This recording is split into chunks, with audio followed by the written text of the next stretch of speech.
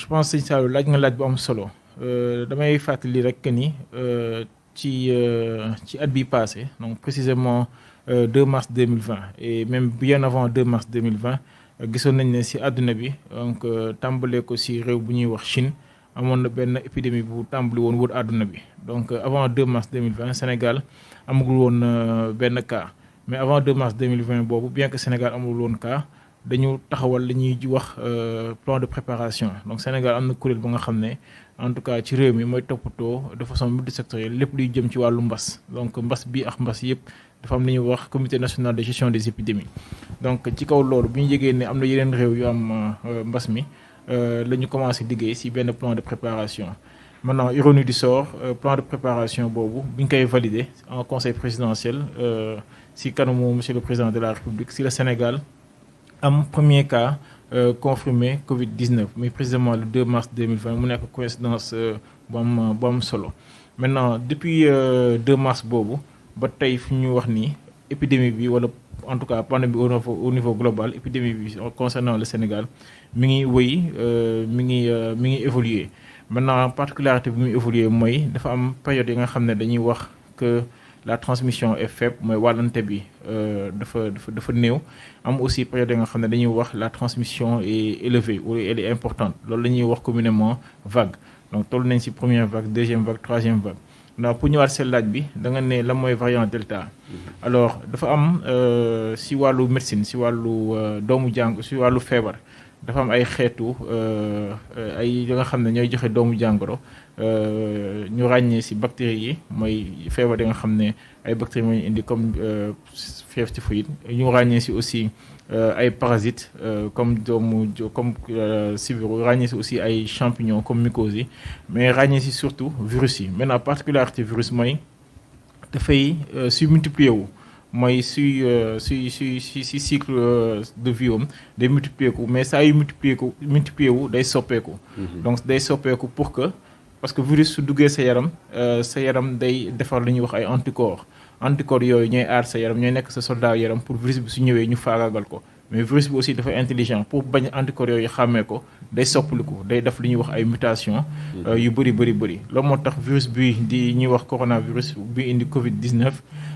ci lu ñu xayma am na ci àdduna bi yëpp lu toll ci 4,000 mutant wala 4,000 variant donc xam nga ne loolu bëri na mais ci variant yooyu wala ci mutant yooyu dafa am la nga xam ne kuréel bu ñuy dénk wàllu wér-gu-yaram ci mbootaayu xeet yi mooy organisation mondiale de la santé dafa identifier li ñuy wax ay virus préoccupants mooy virus yoo nga xam ne ñooy gën a sonal askan bi bon bokk na ci virus alpha am na réew mu njëkk génn bëgguma tudd réew pour éviter stigmatisation am virus bêta am virus eta mais surtout am virus delta alors la mooy particularité virus delta mooy que ni vitesse de propagation am dafa am solo dafa am doole bu baax a baax comme si njëlbeenu épidémie bi fekkoon vitesse de propagation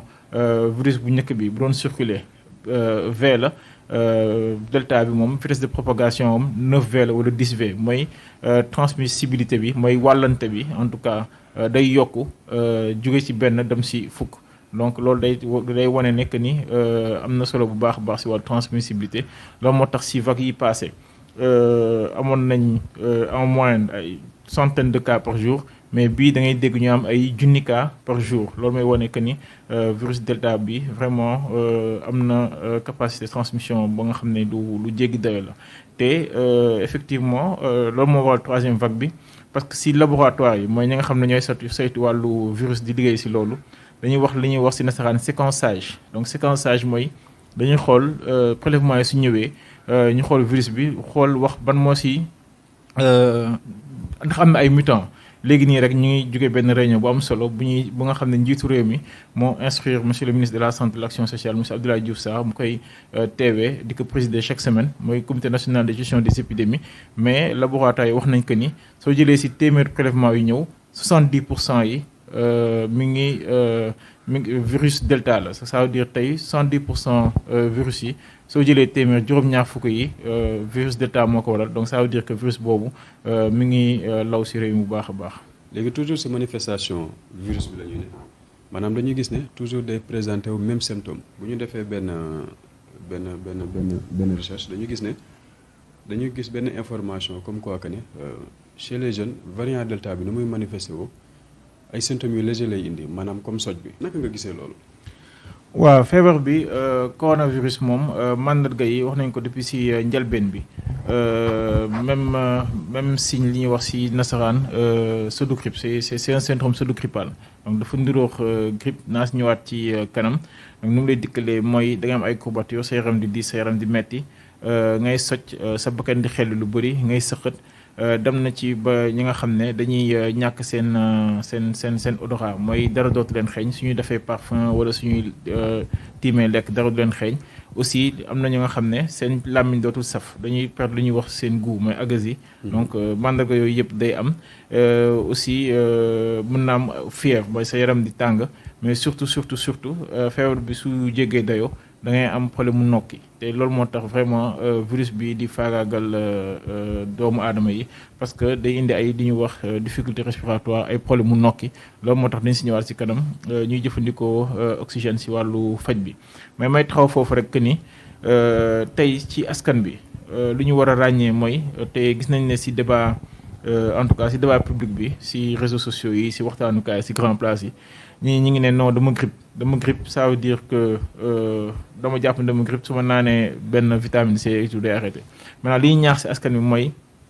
tey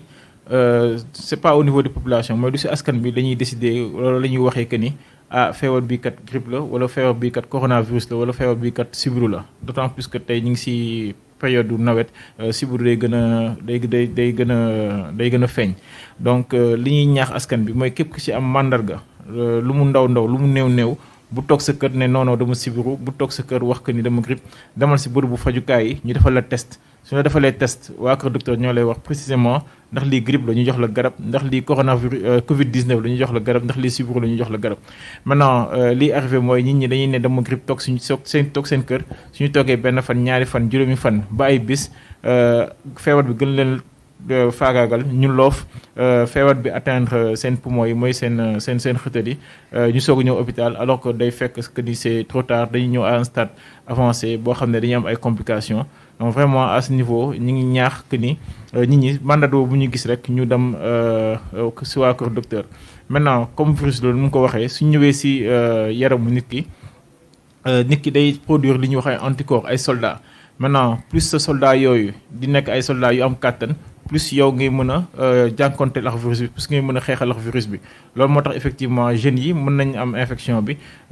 mais seen soldats yi dañuy am kàttan bu baax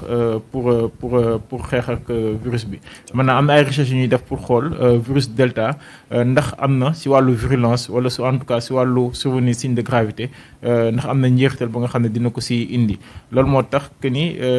par rapport ak immunité boobu par rapport ak soldats yooyu di nekk si yaram yi. nit ñi nga xam ne dañu am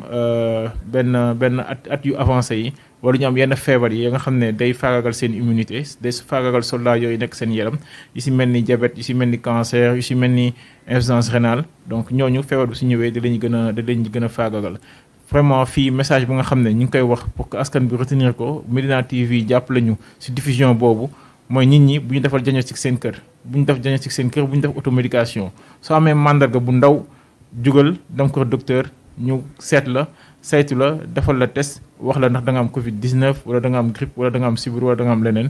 tàmbali la faj ci jàmm ak ci salaam. directeur dama bëgg ñu insister waat foofu noonu parce que dañu toll foo xam ne nii maanaam tàngaay la te période bi dafa nekk période palu da ngay gis kenn da koy jot sax mu ne non dafa palu wala dafa grippe xam nga toog ñàkkal fayda feebar bi ba mu def ko nu mu koy def maanaam yow ban message nga ci lancé foofu noonu quoi. Effectivement tey Sénégal moom ci wàllu sibiru daf na si ay jéego yu am solo et jéego yooyu bokk na si ni ñuy diagnostiquer sibiru ni ñuy waxee ni da nga sibiru